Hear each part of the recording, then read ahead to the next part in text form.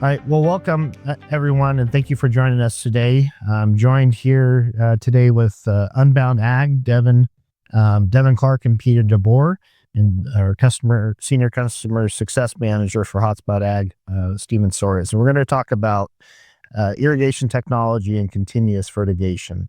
So we've asked Unbound here today due to their expertise in helping growers adopt irrigation and fertility technologies and combining that knowledge with their agronomic backgrounds. So I guess, first, Devin, continuous fertigation has many different interpretations. What does continuous fertigation mean to you? Yeah, so there are a couple of fundamental elements of continuous fertigation from our standpoints. For starters, we're looking at what's most unique is a season-long fertility program. And so that's looking at the development of the crop throughout the course of the entirety of the season. Almonds is a good example where historically we have kind of manufactured a cutoff time period around June 1st to mitigate for diseases like whole rot and to support harvest uniformity. Our continuous fertigation programs are looking at the whole season. And so we are starting at 70% leaf out where demand from the soil typically is started. And we are going all the way through up until about harvest. And that keeps the tanks kind of topped off, metaphorically speaking, throughout the course of the growing season. And we're doing this on a weekly basis at a minimum. Some cases we can go more frequent than that. But if we stick to at least a weekly fertigation strategy running that entirety of the season, we've been able to document around 90 to 95% use efficiency on elements like nitrogen specifically. Okay, great. So what other benefits, come with a continuous fertigation strategy? So there are, starting with that use efficiency, that's a really critical one because that is very closely tied to economic success and being able to generate more yield for every unit of nitrogen fertilizer, potassium fertilizer, whatever input you're utilizing. You're generating more yield for every unit of that nutrient that you're putting out. And so there is a specific economic benefit that comes with this. And that's coming off of the yield benefit that we've been able to achieve and typically seeing about a 15% increase on average compared to a traditional 4 to 5 slug type of program. And additionally, we've also documented reductions in disease pressure, specifically, again, with an almond reference, looking at whole rot. There's a lot of concerns about carrying those fertility programs beyond that June 1st cutoff. And by balancing the nutrients more appropriately throughout the entirety of the growing season, you've actually been able to show reductions just from the fertility management strategy in whole rot. Can you dive a little bit more into how exactly the whole rot is reduced?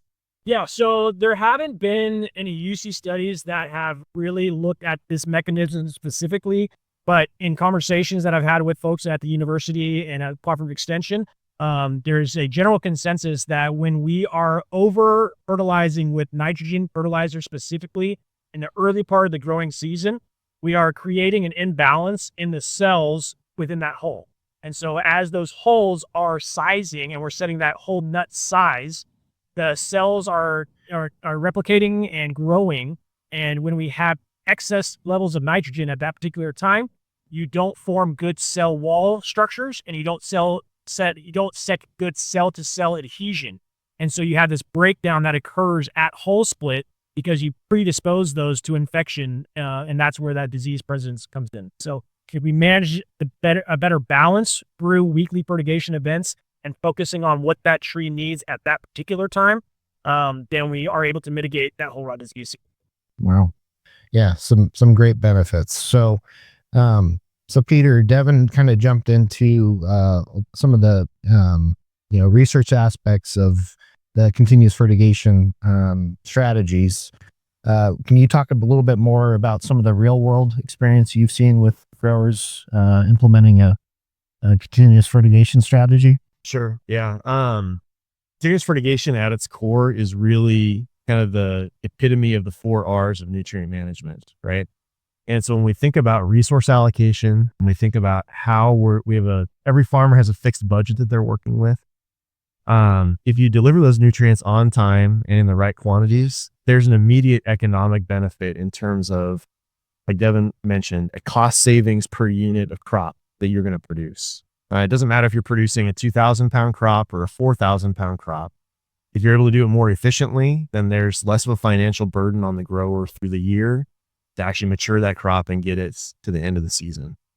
So there's that part of it, which is super helpful. The biggest part is also in maximizing existing crop potential. So if a grower adopts a continuous fertigation program at the beginning of a growing season, the first year what the grower expects to see and sees in most cases is a maximization of that size potential on that crop. What is going to set has been predetermined in the year before as you're going through bud development, differentiation, those kind of things. But what you see is just a fully developed crop. So size gets better. In most crops, quality improves. So whether you're talking about almonds with, turnout percentage, which is what you look at there, or you're looking at quality parameters for walnuts, which is particularly edible yield and color. All those things are improved when you're feeding that crop what it needs when it needs it. And those benefits are achievable in year one. Year two is where you kind of see the stair-step effect start to take place, because as that crop has matured through bloom, gone through the season, developed buds for next year, it's been able to do that at a point where it has everything that it needs for healthy bud development and differentiation for the following season. So a lot of folks will tell you that it takes 2 or 3 years to impact a crop. We can tell you categorically that's not true if you're checking the right boxes.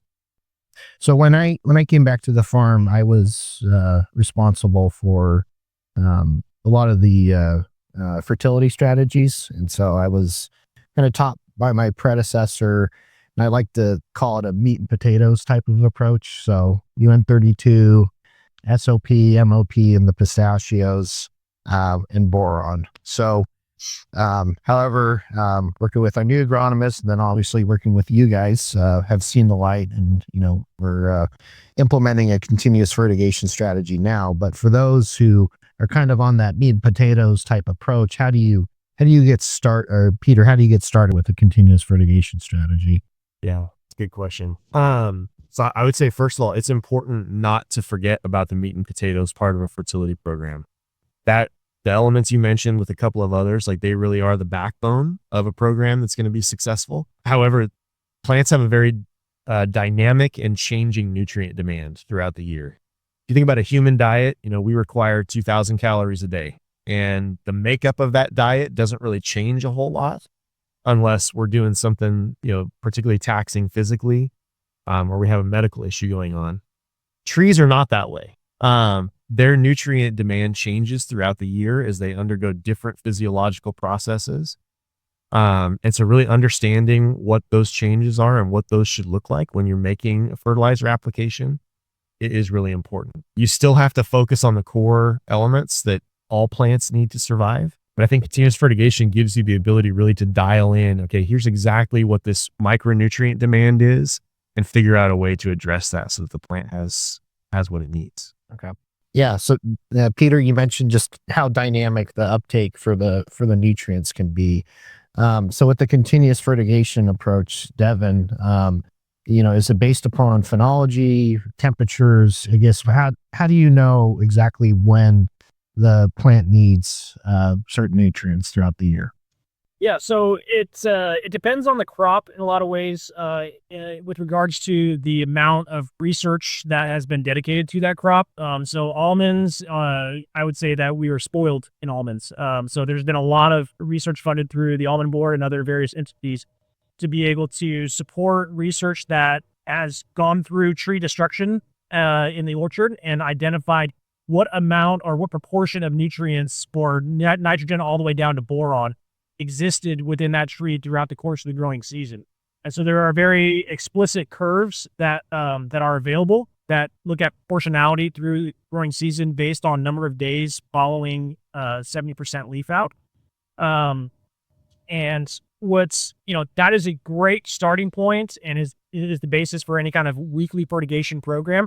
The next step that we're working to help to solve for is that thermal time adjustment component, I'll say. And so looking at on a season like this is a great example. This has been a fairly warm spring, right? And compared to last spring, where our growing degree units may be off by about 20%, about 20% higher this year than they were at the same time last year. That means that tree is developing faster. That means that it's pulling more from the soil in terms of evapotranspiration demand. And so that also brings the nutrients with it. And so it's a great example, years of research that I've done in various locations looking at the time period of nut fill, which will be upon us here in a few weeks, right? In a warm spring, I've seen nut fill last as long as 2 weeks, okay? And that's a definitive physiological period from beginning to end. In other cases, I've seen nut fill take 6 weeks, right? And so we have to be conscious of what that seasonal adjustment needs to look like from a development standpoint in terms of what is that tree experiencing in terms of its rate of development. And so there are a few indicators like growing degree units or even just using ETC as a metric for being able to make in-season adjustments. And so, yeah, we're going to get kind of into the weeds a little bit. And so, yeah, you mentioned there's a lot of variability as far as the timing of the injections. But just starting off with just NPK, what do the actual injections look like, for NPK? So is there a best timing to each of those nutrients? Peter, if you don't mind elaborating on those. Yeah, for sure. So this is where things get a little complicated, right? It's a lot easier to build a plan for something than it is to actually go and execute that plan. That's where automation comes in, lending a hand to be able to help a grower do something that's more dynamic than what they can do manually. But realistically, like what we look at is basically the characteristics of the mineral nutrition elements that we're trying to apply. And then we look at what is the optimal time for putting that into an irrigation set.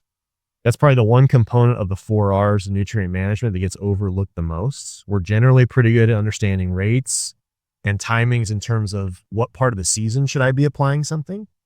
But at what phase of the irrigation cycle I put material on is oftentimes the part that gets, I would say, ignored maybe, because operationally it's very difficult to do. It's difficult to ask a guy or as yourself as a farmer to go out to a field at 3 a.m. and start fertilizer, even if that's maybe the best time to do it. So we run into some issues there.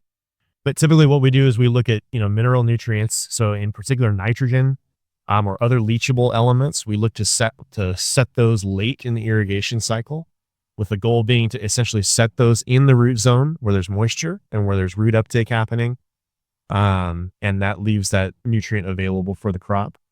Yeah, elements like phosphorus and some of your cation elements like potassium, zinc, those are a little more flexible because you have soil that's actively trying to hang on to those elements. And so you get some exchange of that in subsequent irrigation. In general terms, what we want to try to do is set that fertilizer right where the plant can get it and then leave it there for as long as we can.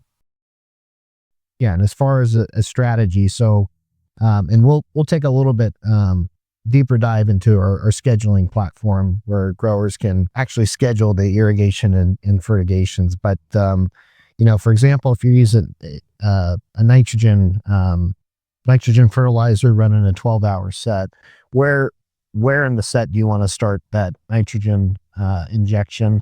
And, how many hours of water do you want to run afterward? That's a good question. So typically you want to focus that kind of you break that 12-hour set into quarters. You want to try to put it in the third quarter of that and allow enough time for the irrigation system to push that all the way through. That's going to vary based on field size, pump capacity, your irrigation design. General rule of thumb is at least 2 hours to ensure that fertilizer gets out of the line into the soil and has water on top of it to push it down, get it off that soil surface. And so, yeah, applying that in the last third of a 12-hour set, that could be a 4-hour injection. Could be. Okay. Yeah. And different systems will allow you to meter that product out at different rates. So, if you have a rudimentary kind of gas injector that you're using, which hammers a lot of material in really fast, You probably have to be really tight and maybe kick that towards the last half of that third part of the irrigation cycle. If you have the ability to meter it out, then that gives you a lot more flexibility on when you start and when you stop. Okay. So yeah, you mentioned that, continuous fertigation can be implemented manually. It sounds like there's some challenges associated with that. At HotSpot Ag, we've been building fertigation skids to assist growers with implementing a fertigation, continuous fertigation strategy. So I'll turn it over to Steven Soares, our senior customer success manager, and allow him to give you all an overview of what we offer. At HotSpot Ag, we have 3 separate types of fertigation skids. Depending on, there's a lot of factors that factor into that.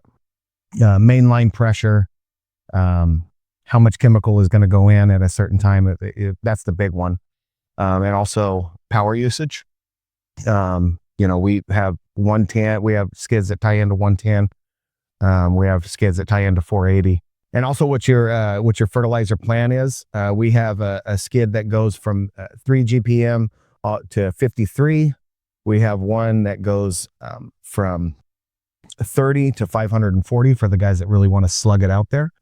And then our newest product uses a Venturi system, which can go up to 180 gallons per hour.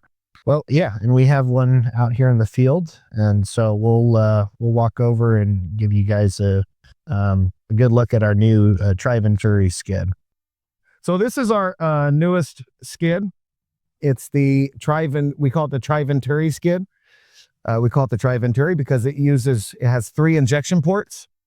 You can inject 3 different chemicals at different times. The biggest thing that sets this apart is we use fresh water coming in and out. So it has a 30-second flush between each injection. So it'll run water through 30 seconds before the valve opens for the chemical, and then also run 30 seconds after to flush any chemical that's in the system out back into the main line. This particular skid goes anywhere from 3 to 180 gallons an hour and has to be tied into 480 volts. All right, Devin. So we're in the middle of the season. We're implementing a continuous fertigation strategy. What are the things that you look for to verify that the strategy is working? It's really important. So we want to be in the fields consistently and observing what that crop is doing, right? We can't understand how to make any adjustments without actually understanding what that crop is doing. So for starters, visually assessing where the crop is in its developmental cycle relative to what we had it scheduled for is really important. Also, taking regular tissue samples is a great opportunity for a little bit of a gut check against what is this tree actually taking up versus what I'm putting out, and where is that potential imbalance. And most of the times, it's going to come back to improper or discrepancies between what you projected for yields and what yield actually is. And so, in a lot of cases, ultimately, we do see more crop able to hang on the tree and better sizing happen with continuous fertigation. And so we need to make some adjustments upwards in a lot of cases. So those tissue samples, those regular observations, what's really critically important, though, is that at the end of the growing season, I can speak to this from my years as an advisor, that it can be incredibly challenging to get growers in some cases to actually supply you with yield data. And we don't know how we are doing. We don't know how to set a benchmark if we don't know what the production levels look like. And so it's really important that you have that kind of annual review with any grower partner as an advisor and as a grower, forcing those advisors to sit down and have that annual review with you to look at what was production versus what we budgeted for, right? Also look at that accounting for the nutrient supply that you put out and understanding what is actual nitrogen use efficiency. Start to look at, and that's the most critical one that is on everybody's irrigated lands regulatory program reports. But let's start also looking at potassium use efficiency. How much yield are we generating per unit of fertilizer input that we're putting out? So it's really important that you have that annual review at the end of every growing season to reconcile those differences and understand, do I have room to improve from an efficiency standpoint? And what does that look like for me and my operation economically? And so, yeah, Devin touched on a couple different things. So there's a lot of things in the field that you obviously have to see visually, several leaf analysis. But one of the things that are needed to document both the nitrogen use efficiency and the potassium use efficiency is just a record of what you've done. So, Stephen, can you talk a little bit about what we offer as far as nutrient management reports within the HotSpot Ag platform? Yeah, absolutely. So which we'll dive into later on the software side. On our software, we have a widget where before you start a fertigation, we have a library full of chemicals that we've put in. When you choose your the chemical you're going to inject, it'll break down after the season how much of each NPK you actually put out, all the micros, all the macros, and then also every different type of fertilizer that you put out. And then if you want to dive further into it, if there's valve automations on the site as well, not only can we tell you what you put out on the ranch, but we can actually break it down per set, per block of how much NPK went out to each individual block. So what we're going to do, the irrigation or forecast for this week is 1 inch. We're going to break it up into 2 different irrigation sets.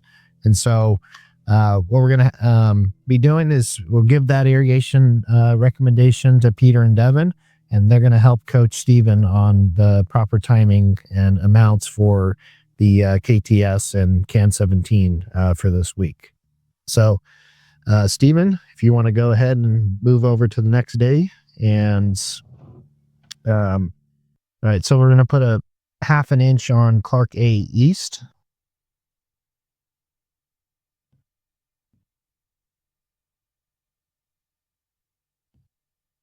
You said well A? Clark A. Yep. Okay.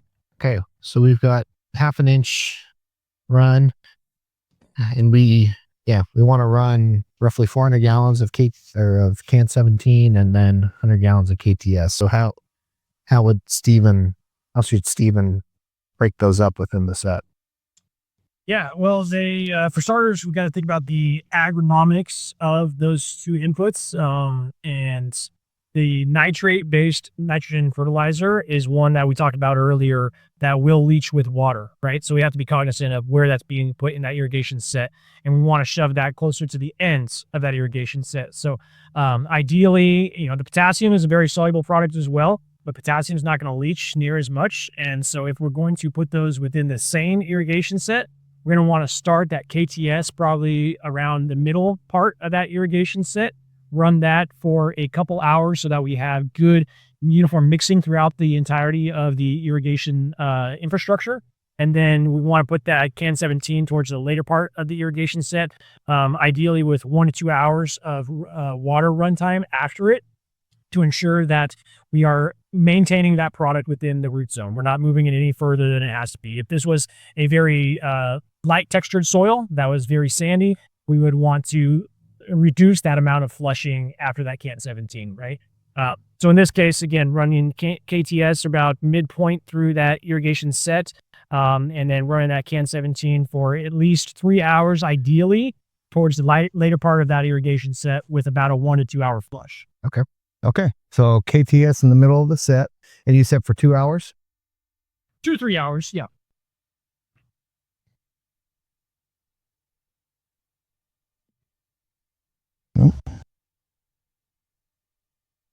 Okay, and how many gallons? 100. Okay. And then towards the end, you said an hour of flush after the CAN 17? An hour of flush after the CAN 17 for this site would be adequate. Yep.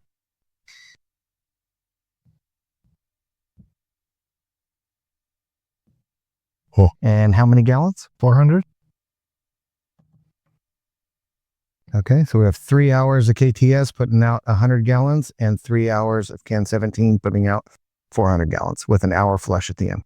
And an hour flush in between. An hour flush in between. Yep. Go up here, click save.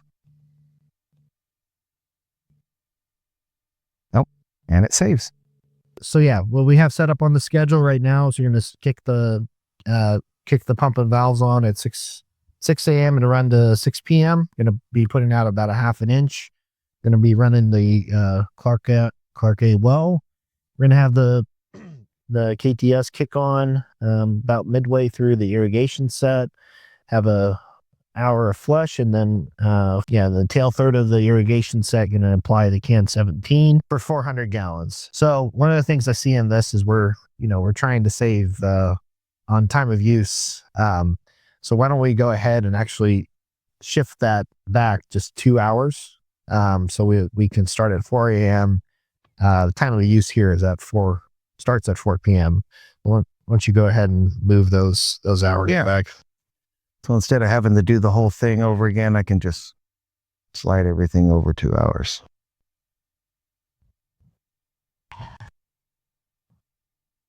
There you go. All right. Very good. All right. So we developed a plan. There's a lot of information out as far as best practices on how much and the timing, talking really about the execution. So continuous fertigation strategy, can it be done manually, or is automation needed? Yeah, it's a good question. That's one that Devin and I field a lot as we're working with different growers. Honestly, yeah, it can be done manually. But how effective a manual approach to continuous fertigation is going to be typically decreases as the size of the farm increases. We've run continuous fertigation programs using an electric injector hooked up to a spa timer, and we've made that work. But that leaves a couple of key factors that are really outside of the grower's control after they set the timer and hope that the thing turns on. Number one is making sure that you're applying the right rate in the right amount of time. So you guys have a wide variety of injector units that will give you a lot of control over how fast or how slow you can meter in fertilizer, which we touched on earlier. There are times of the year in specific crops where fertilizer or nutrient demand is incredibly high, while your irrigation opportunity hours are very, very low. And most injectors are not set up to be able to meet both of those two things. So then the grower is having to choose between, do I irrigate longer than I need to, which depending on what part of the state you're in could have significant implications related to sigma. Or at the very least, it's just a waste of resources and potentially puts your crop in a stress environment where it's too wet for too long. Or you have to shorten up your fertilizer application, which shorts the crop. Or the third option is you have to choose a material that may provide the analysis to give you the runtime that you're looking for, but isn't actually suited for the crop to be able to utilize that nutrient when it really needs it. There's really not a good way to do it efficiently without automation. The second thing that's of critical importance is really understanding what actually happened. And if you have no way to actually validate how much material you put out, it becomes very difficult to manage a fertility program. That's one of the biggest challenges that I ran into when we first started kind of exploring continuous fertigation. Was I knew what I wanted to do. I knew what my spa timer said I was going to do. But at the end of the day, I didn't know what had actually happened. It was basically a guess to try to figure out what I'd actually done. And so having those two things, the control over how much and how fast, when, and then that reporting mechanism back of here's what I was supposed to do, here's what I actually did, those are pretty critical components of doing this well. Okay. I think another big part of it is peace of mind. With automation, specifically with our automation, the safety constraints that we put in, the fertilizer will stop if we don't see anything coming through the flow meter. The fertilizer will stop injecting if the pressure goes down. God forbid, with the power surges we get throughout the summer, if the pump goes off, you're not pumping fertilizer into an empty main line. So I think peace of mind, and then kind of what they spoke on earlier, the labor side of it, especially where we're at now, the overtime, coming out here at 3 o'clock in the morning, the peace of mind and the labor costs is huge. Choosing automation over manual. Yeah. I would say too, with today's fertilizer prices, with everything that's going on in the world, growers cannot afford to waste fertilizer. It is crazy expensive to try to grow anything that requires fertilizer input. But in reality, we can't afford to waste. When fertilizer's cheap, you can afford to be inefficient with it, even though it's still not great. Today, the game has changed. So yeah, to wrap this all up, I think Sigma is on the minds of many throughout California. So Peter, if if a grower, is in a situation where they're going to have to decrease their water usage from historical amounts, how does that impact a continuous fertigation strategy? Yeah. So, water is without a doubt the number one input on any crop. Without it, nothing grows. So any situation where you're having to irrigate in a way that is less than optimal for that crop is not great. What I would say to the question around how does it impact continuous fertigation is that you can still execute a continuous fertigation program even under limited water supply. I think what you're able to do at that point, if you're going to be limited on yield because of the amount of water you have to put in, the emphasis on efficiency gets even more important. You can't afford to put out 3,000 pounds worth of crop inputs and only get 2,000 pounds back. And so being able to really dial in how much can I spend with what I expect to produce is critically important under Sigma. The other thing too is that, water productivity is a concept that's not very well understood. There's a lot of discussion, around, how many gallons of water does it take to make one nut? A lot of which are based on false information. It's propaganda, fake news. It's fake news. That's right. But water productivity is actually a metric that you can measure. And again, when you keep a tree or a crop properly in balance from a nutrient perspective, it also amplifies the ability of that plant to properly utilize water. The way you see that most often is with potassium management. So if you're properly managing potassium throughout the hot part of the summer, the tree is more efficient at transpiration and at respiration.